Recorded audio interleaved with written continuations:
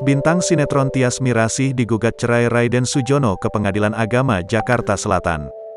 Gugatan cerai Raiden Sujono itu didaftarkan ke pengadilan, Selasa, tanggal 3 Agustus tahun 2021.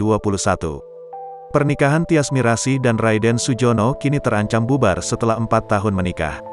Kami menerima kasus cerai talak atas nama Mirasih Tyas Enda binti Sirman Widiatmo dan Raiden Muhammad Sujono bin Hasan M. Sujono, kata Taslimah, Resbu, tanggal 4 Agustus tahun 2021.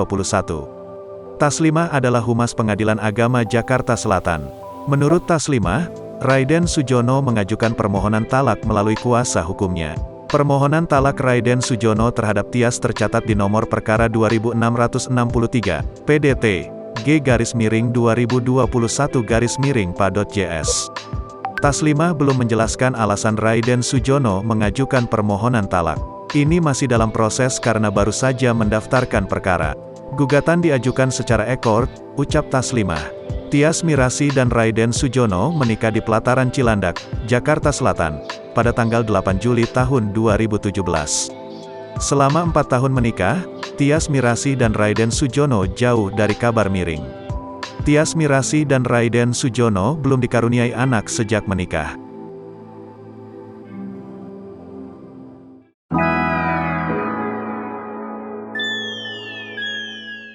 Artis Tyas Mirasih menambah deretan nama artis yang positif terinfeksi COVID-19. Ex-kekasih Raffi Ahmad itu mengaku geram atas tuduhan kepada dirinya yang mengatakan jika ia diendorse COVID-19. Alih-alih membuat tuduhan tak berdasar, dirinya berharap agar didoakan lekas membaik. Ia juga mengaku telah menjalani isolasi mandiri atau isoman selama 3 hari pasca dinyatakan positif COVID-19. Pemeran film Cinta Brontosaurus itu mengaku tidak merasakan gejala apapun saat dinyatakan positif COVID-19. Namun, Tyas Mirasih menyebut indera penciumannya saat ini bermasalah.